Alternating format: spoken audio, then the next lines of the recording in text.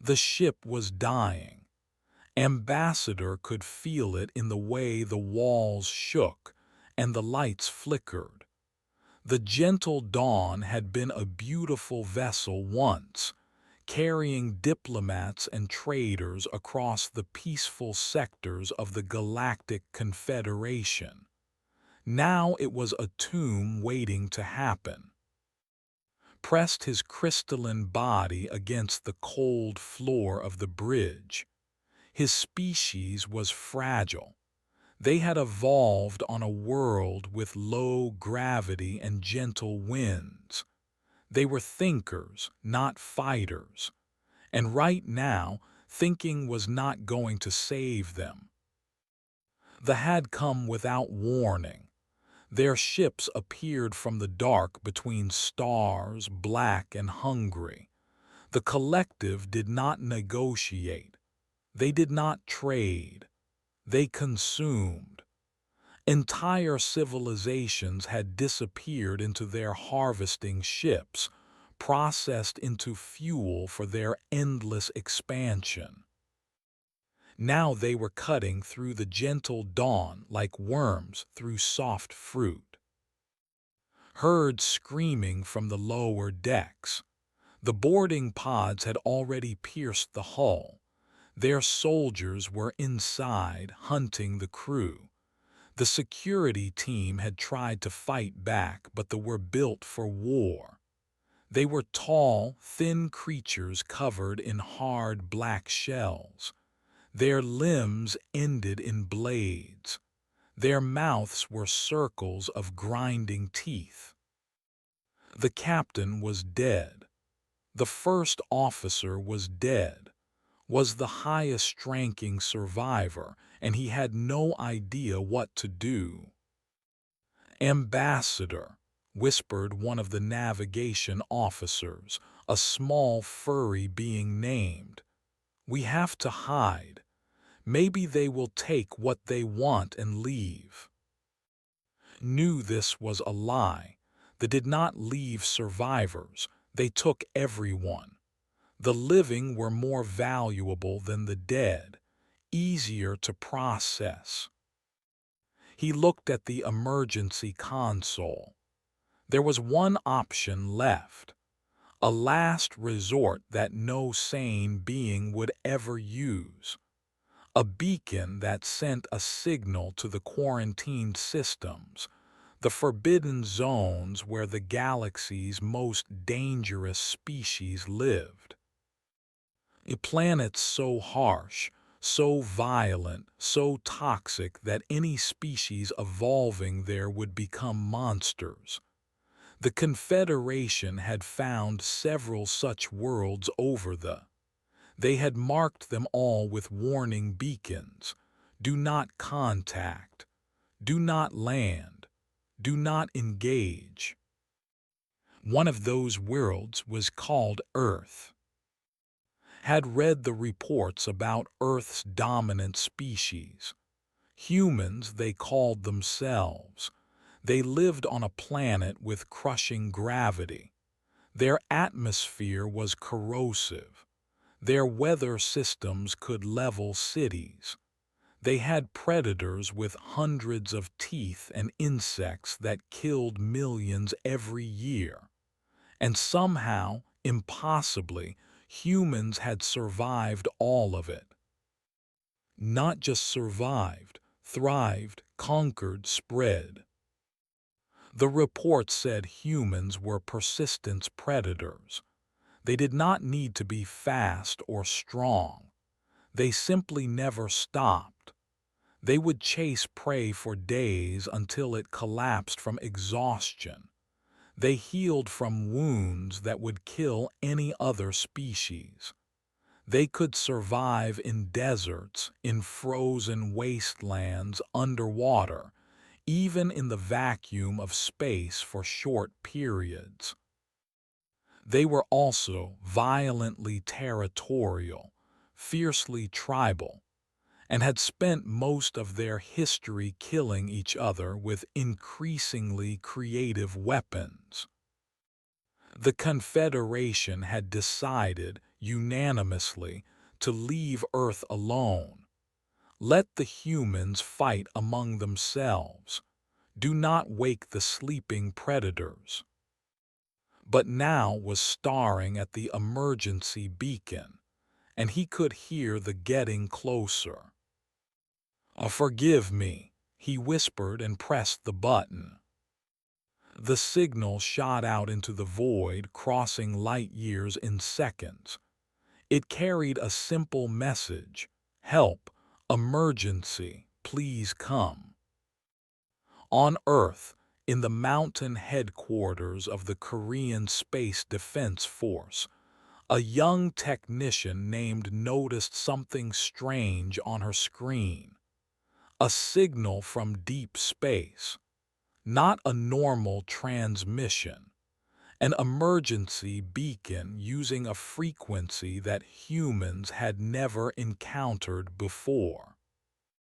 She called her supervisor. Her supervisor called his commander. Within an hour, the signal had reached the desk of Commander Park. Was 53 years old. He had fought in 3 wars on Earth before humanity discovered faster-than-light travel. He had gray in his hair and scars on his face and hands. He had seen terrible things and done worse. Most soldiers his age retired to quiet lives, kept fighting because he did not know how to stop. He listened to the signal. He could not understand the language, but he understood the tone. Someone was afraid. Someone needed help. How far? He asked. 16 light years, answered. She was nervous. She had never spoken to the commander directly before. We can reach them in about 4 hours if we push the engines. Looked at the star chart. The signal came from outside any system humanity had visited. Unknown space. Unknown dangers. He smiled. It was not a warm smile. Get me a team, he said. We launch in 1 hour. The destroyer was not a pretty ship. It was built for war, all armor and guns and brutal efficiency. Its crew was small but deadly. Lieutenant ran tactical operations with machine-like precision. Sergeant hand-carried weapons that weighed more than most humans. Corporal Lee Minu had saved more lives than he could count, often while being shot at. And Private was the youngest, barely 22, but she could hack any system ever built. They gathered in the briefing room as the powered up its engines. We do not know what we will find, told them. Could be a trap, could be a mistake, could be something we have never seen before. So a normal Tuesday, said, grinning. It did not smile. Rules of engagement. Looked at his team. These were good soldiers. They trusted him with their lives. He would not waste that trust. If something is hurting innocent people, he said, we stop it, whatever it takes. The jump to faster-than-light speed, carrying 5 humans toward a galaxy that had spent centuries praying they would never come. The dropped out of hyperspace like a bullet from a gun. Fingers flew across her console, scanning the area, pulling data from sensors that were still warming up. Contact, she said. Large vessel 2 kilometers ahead. It is damaged. Hull breaches on multiple decks. Life signs are confusing. I am reading at least 5 different species. moved to the main screen. The alien ship was beautiful in a broken way. It had been elegant once, all curves and soft lights. Now it was covered in black growths, like a dying tree wrapped in dark vines. "Those are not vines," said quietly. "Those are ships, small ones, boarding pods." Whistled. "Someone is having a bad day." Minu was already checking his medical kit. "How many survivors?" Shook her head. "Hard to say, maybe 200, maybe less. The readings keep changing. Some life signs are disappearing while I watch." "They are being killed," said. It was not a question. He made his decision in 2 seconds. "Hard dock, we are going in." The moved fast. Its docking clamps grabbed the alien vessel's hull and held tight, found an airlock and forced it open with a targeted electromagnetic pulse. The seal hissed as pressure equalized. Checked his rifle one last time. Standard Korean military issue, modified for space combat. He had killed a lot of things with this rifle. He suspected he was about to kill more. "Stay close," he told his team. "Watch your corners and try not to shoot the civilians." The airlock opened. They stepped into the alien ship. The first thing noticed was the smell. Blood and fear and something chemical, like burning plastic. The second thing he noticed was the screaming. They moved down the corridor quickly but carefully. Took point, her rifle up and ready.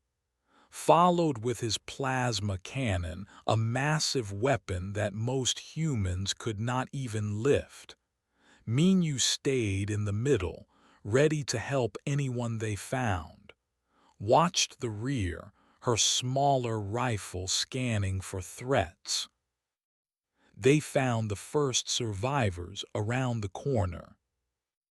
There were about 20 of them, aliens of different species hiding in what looked like a storage room. Some were crystalline beings like glass sculptures. Some were small and furry. Some were tall and thin with too many eyes. All of them were terrified. And when they saw the humans, they became more terrified. One of the crystal beings screamed. Actually screamed, a high-pitched sound that made wince. The furry ones tried to run, climbing over each other to get away. A tall alien with 6 eyes fainted. "What the hell?" said. Minu held up his hands, showing he was not a threat. "Easy. We are here to help. We got your distress signal." The crystal being stared at them with something beyond fear. He had called for help. He had pressed that button knowing it would summon, but seeing them in person was different. These creatures moved wrong. They moved like predators, smooth and confident. Their eyes tracked everything, constantly looking for threats. Even the young female with the small rifle had the stance of a killer. "Oh, you came," managed to say. "You called," replied simply. "What is attacking you?" Before could answer, the found them. They came from the ceiling. 6 of them, black-shelled nightmares with blade arms and grinding teeth. They dropped into the corridor like shadows given form, already swinging at the humans. What happened next would give nightmares for the rest of his long life. Shot the first before it touched the ground. 2 bullets center mass and the creature collapsed. The second reached for with its blade arms. Did not dodge. He grabbed the blade with his bare hand, ignoring the way it cut into his palm, and shoved the plasma cannon into the creature's chest. The exploded into steam. Minyu pushed a small, furry alien behind him and fired his sidearm 3 times. 3 heads snapped back with holes in them. The last got close too. Its blade came down toward his throat, stepped into the attack, letting the blade pass over his shoulder and grabbed the creature's neck. He twisted. The crack was very loud in the sudden silence. Had not fired a shot, she had not needed to. The fight lasted 4 seconds. Clear, said, as if she had just finished a training exercise. Looked at his bleeding hand. That stings a little. The aliens stared. They had seen violence before. The had taught them what violence looked like, but this was different. The killed like animals, hungry and wild. These humans killed like machines, efficient and calm. They showed no fear. They showed no hesitation. The big one had grabbed a blade with his bare hand and seemed annoyed rather than hurt. Understood something terrible in that moment. The Confederation had been right to fear humanity. These were not soldiers. These were apex predators wearing the faces of civilized beings. And they had come to help. There are more, asked, wiping alien blood from his hands. Nodded weakly. Hundreds. They have taken many of our people to the lower decks for processing. His expression did not change, but something in his eyes went cold. Processing. They eat civilizations, whispered. They turn living beings into fuel. Looked at his team. No one spoke, no one needed to. Take point, said. We are clearing this ship deck by deck. Nothing with blades leaves alive. Checked his plasma cannon and smiled. It was the smile of a man who had just been given permission to do what he did best. Finally, he said, I was getting bored. They moved into the darkness. 5 humans hunting monsters that had terrorized the galaxy for centuries. Behind them, the surviving aliens watched in stunned silence. Had called for predators. The universe had answered. The hive mind was old. It had consumed 1,000 worlds. It had broken empires and swallowed civilizations. In all its long existence, it had never felt fear. Until now. Through the eyes of its soldiers, the hive mind watched the 5 strange creatures tear through its forces. They were small. They were soft. They should have been easy prey, but they kept coming. They did not run. They did not hide. They hunted. One of them, the largest male, had broken 3 blade arms with his bare hands. The hive mind did not understand how that was possible. Blade arms could cut through starship hulls. But this creature grabbed them like they were sticks and snapped them. Another one, the female with cold eyes, killed with terrible precision. Every shot found its target. She wasted nothing. She showed nothing on her face. She was a machine made of meat. The big one with the heavy weapon laughed while he fought. Laughed, as if death was a game he enjoyed playing. The hive mind made a decision. These creatures were too dangerous to harvest. Better to retreat, regroup, return with a larger fleet. But the creatures would not let them retreat. Deep in the ship, led his team through corridors filled with bodies. Some were, most were not. The walls were stained with blood of many colors. "How many more?" asked. Checked her scanner. About 60 remaining. They are gathering in the lower decks, near the cargo holds. "That is where they keep the prisoners," Minyu said quietly.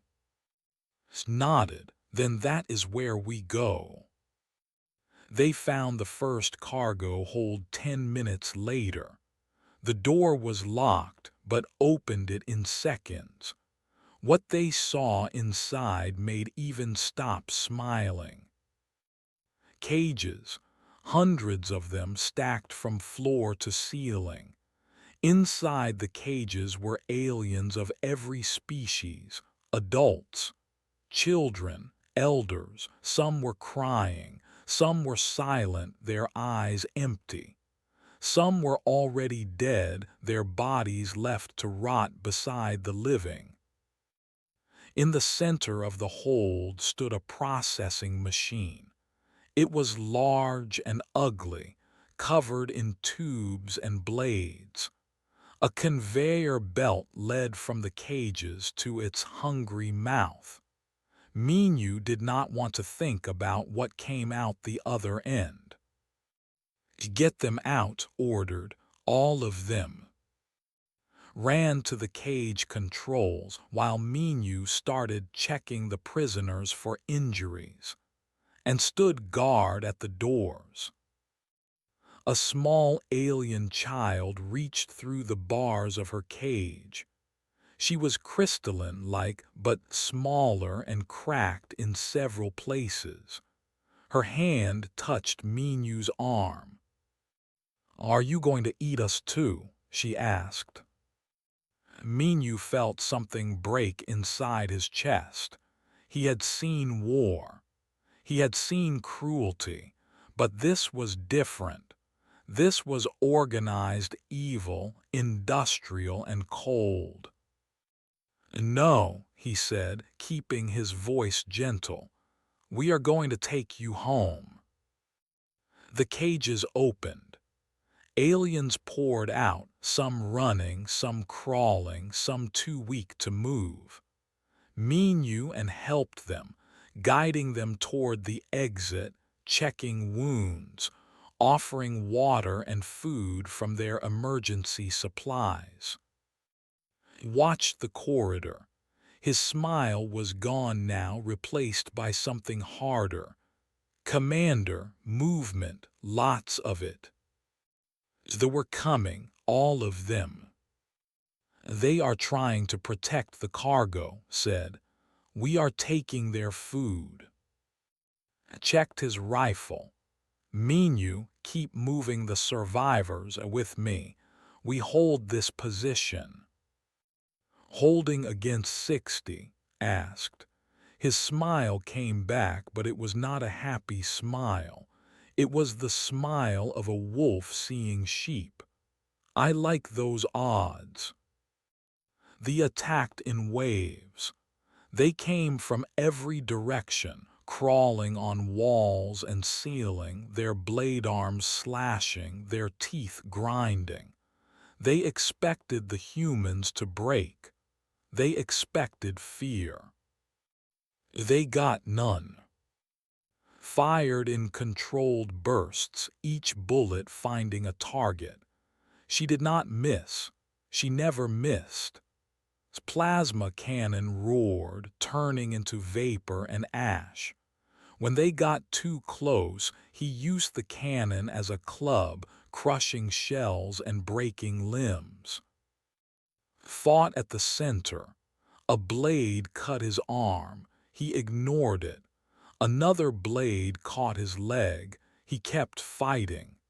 Humans had evolved to handle pain. Pain was just information. It could be processed later. A large, bigger than the others, charged at. It was a brood queen, the local commander of this harvesting group. Its mind pushed against, trying to control him, trying to make him stop. Felt the pressure in his skull. It hurt. It made his vision blur and his thoughts scatter. But Park had lived through worse. He had survived wars and loss and years of fighting. A little headache was nothing. He grabbed the brood queen's head with both hands and squeezed. When the body fell, the remaining fled. They ran for their boarding pods, desperate to escape, but had already locked the pods down. They were trapped. Finish them efficiently. No anger, no joy, just work that needed doing. In the cargo hold, the freed aliens watched the humans return. The three fighters were covered in blood and ichor. The commander's arm hung at a strange angle, clearly broken. The big one had cuts all over his body. None of them seemed to notice. "Is everyone out?" asked. Minyu nodded. 237 survivors. 42 need serious medical attention. We can treat most of them on the. Then we are done here. Sat down heavily, finally letting his exhaustion show. That was a good fight. I am thirsty, though. Does anyone have water?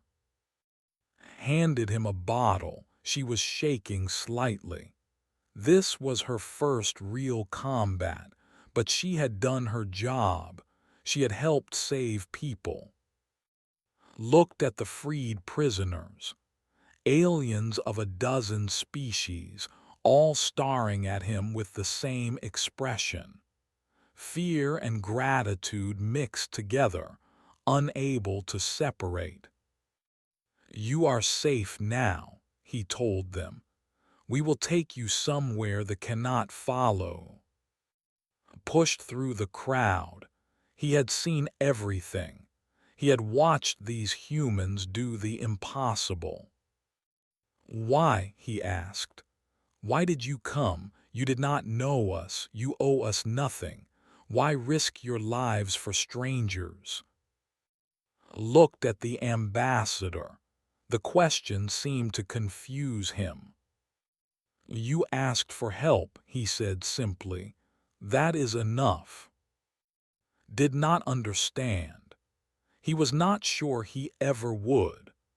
But as he watched the humans carry wounded aliens to their ship, as he saw the young medic crying quietly while he worked, as he noticed the female soldier giving her food rations to hungry children, he began to understand something else. These were not just killers, they were protectors. And that made them far more dangerous than anyone had imagined. The news spread across the Galactic Confederation like fire through dry grass. The gentle dawn had been saved, the had been defeated, and the saviors were humans, the monsters from the quarantine zone. On 100 worlds, beings watched the footage that survivors had recorded. They saw 5 humans tear through soldiers like they were made of paper. They saw the big one laugh while covered in enemy blood. They saw the female shoot with perfect accuracy while her face showed nothing at all. They saw the commander break a brood queen with his bare hands. The Confederation Council called an emergency meeting. Representatives from every major species gathered in the great chamber on the capital world. The room was filled with fear and confusion and arguments. "They must be contained," said the representative from the swarm. "Today they kill, tomorrow they kill us." "They saved our people," argued the representative from species, the crystalline. "We should thank them, not fear them." "You can thank a predator all you want. It will still eat you when it gets hungry." The arguments continued for hours. Should they contact Earth? Should they strengthen the quarantine? Should they prepare for war? In the middle of the chaos, Ambassador asked to speak. He was still recovering from his injuries. His crystalline body had new cracks that would never fully heal.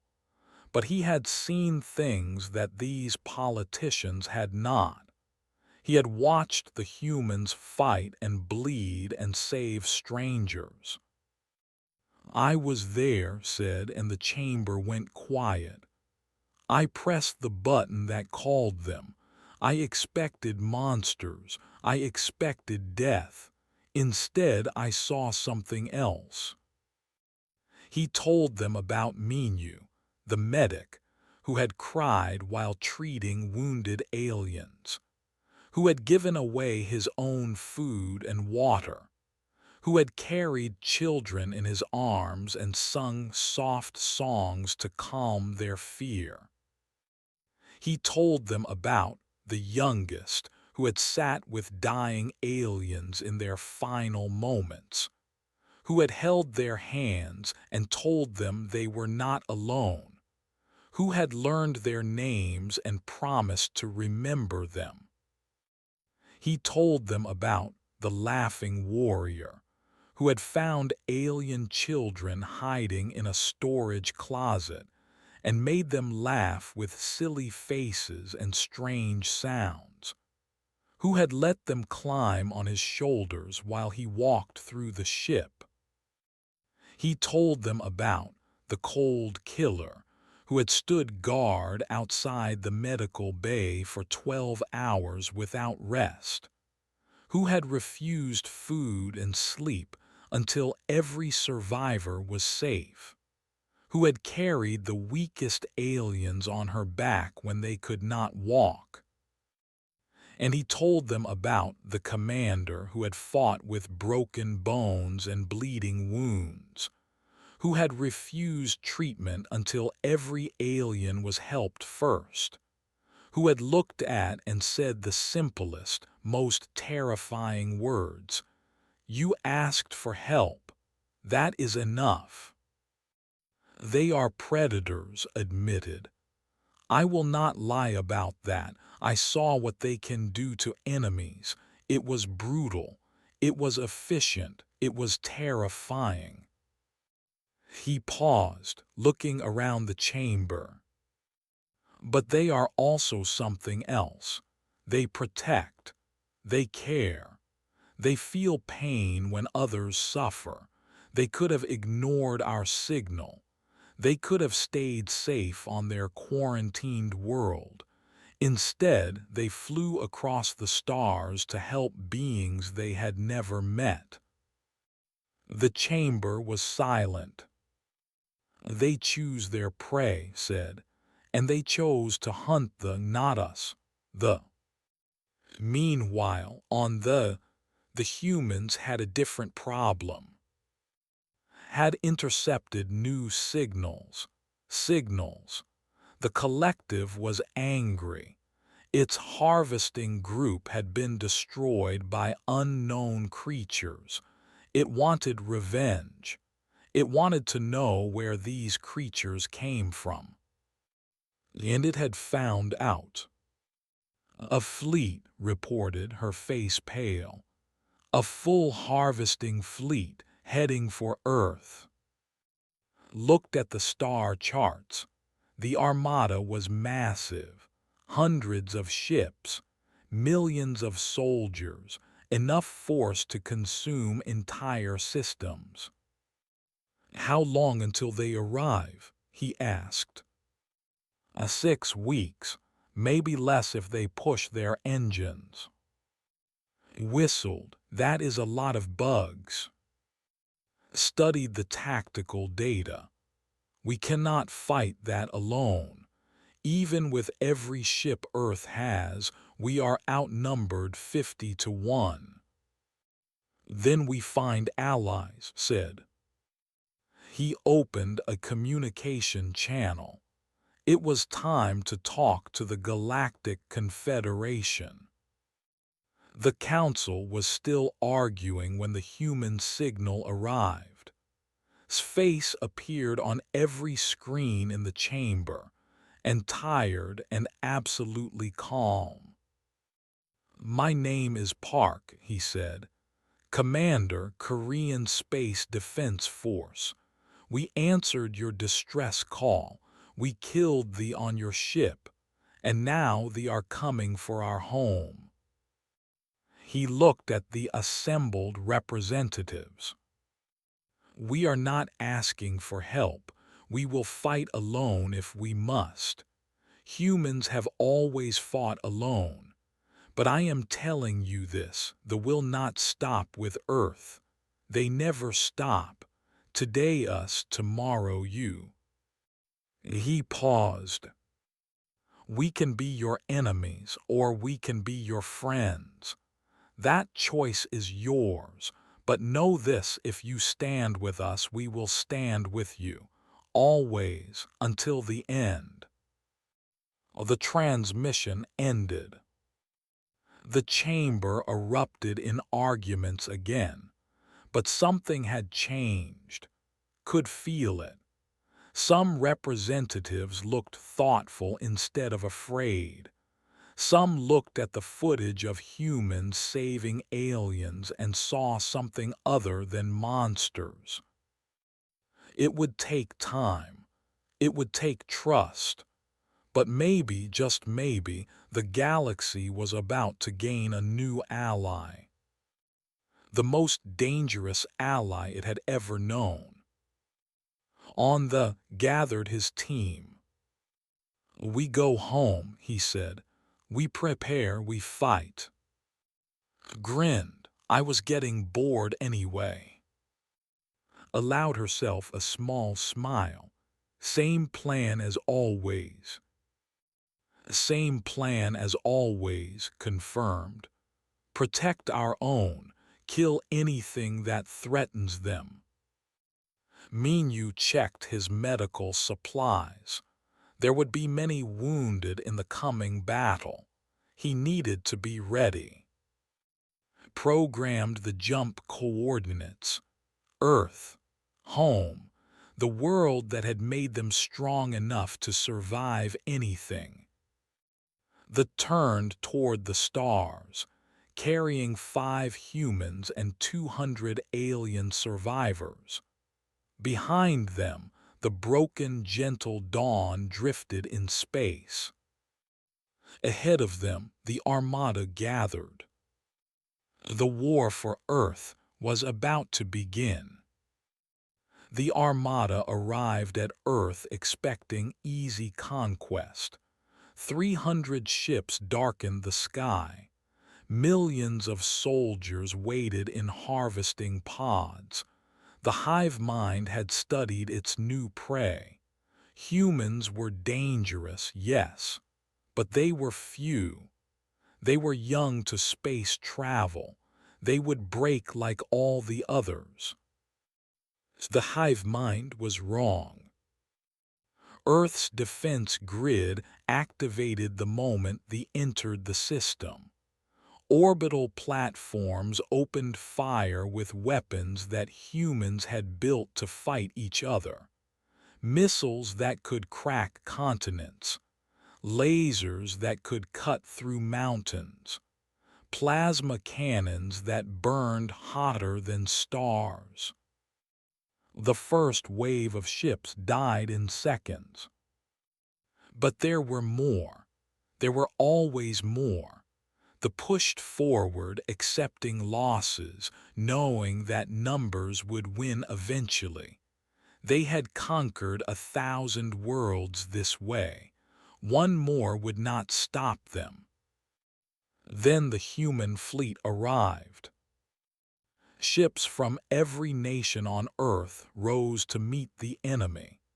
Korean destroyers flew beside American carriers. Chinese battleships fought next to European frigates. Old enemies became allies in the face of extinction. Humans had spent their history killing each other.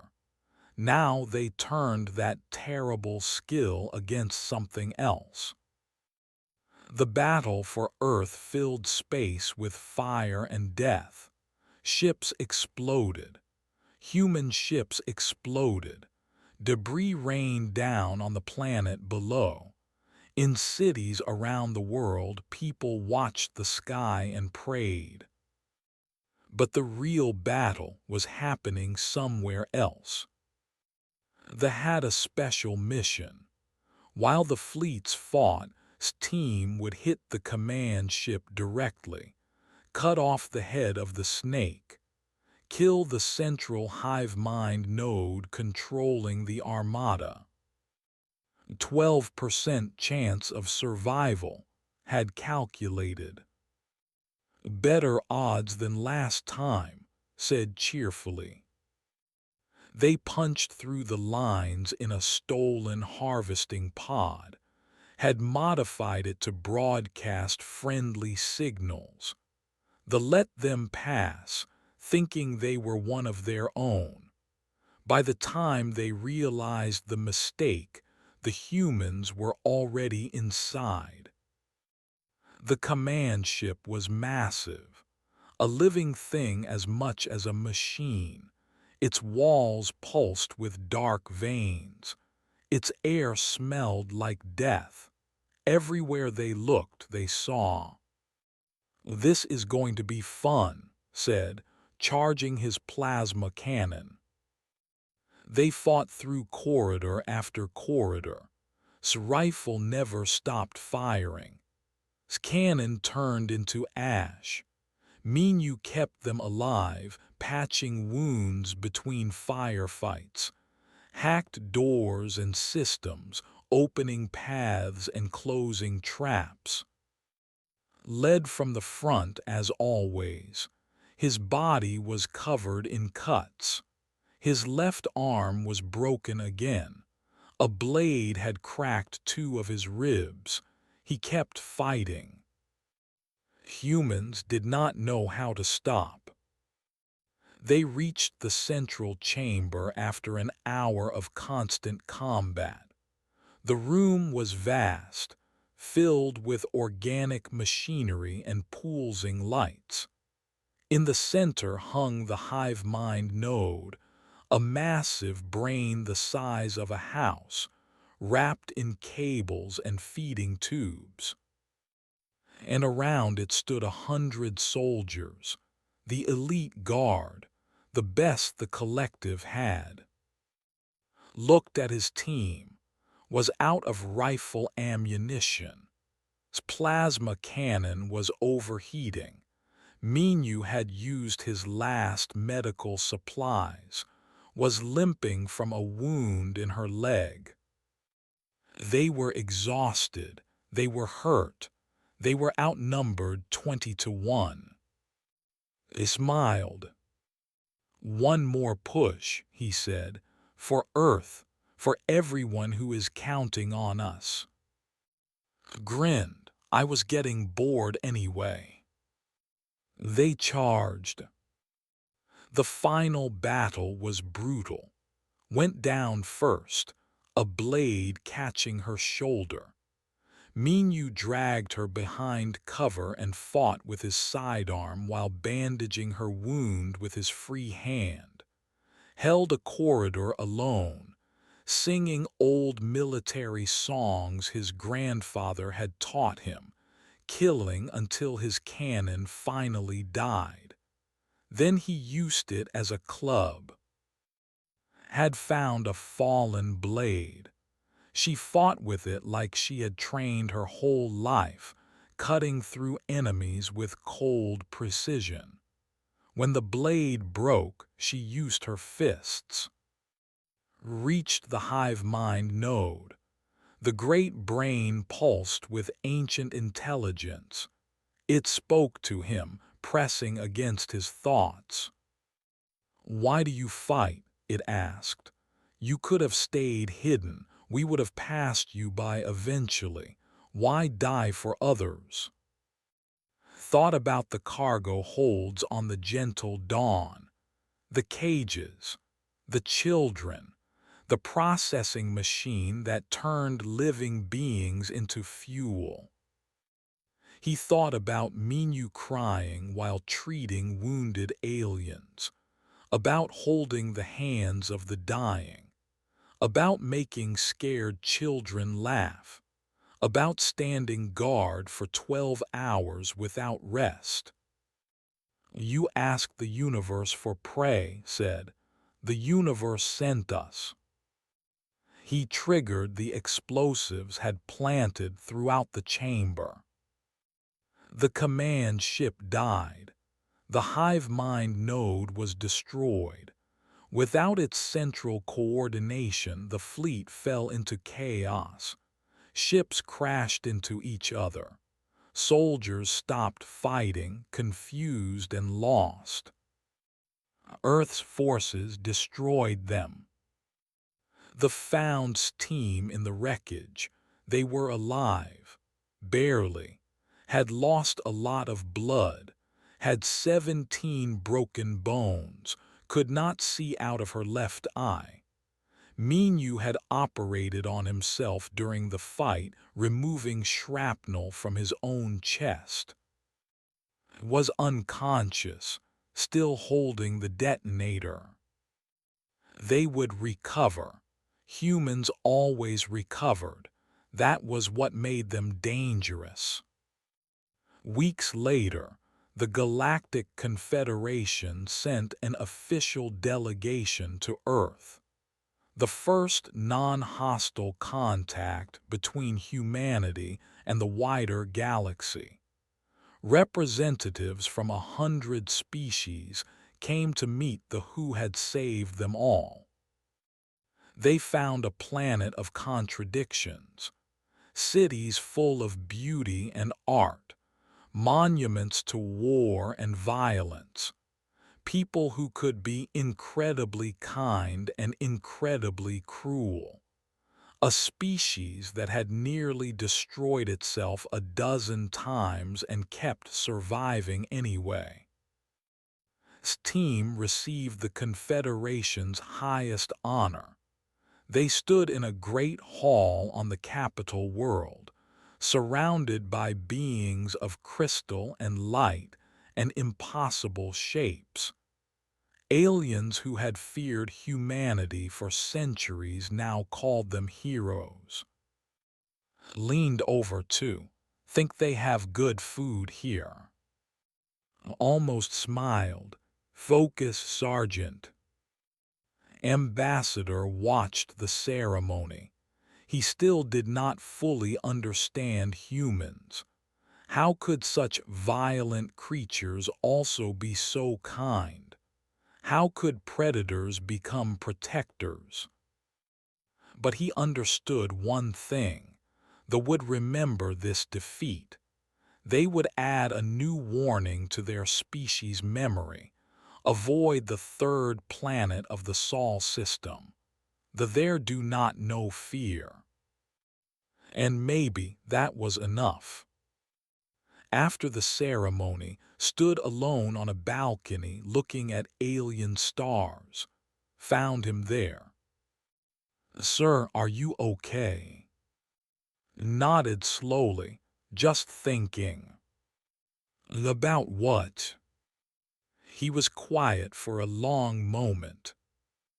"We answered a call for help. That is what we do. That is what humans have always done, even when we were killing each other. We hear someone screaming and we run toward the sound." He turned to look at her. "That is why they fear us. Not because we are strong, not because we are violent, but because we care too much to stop." Thought about that.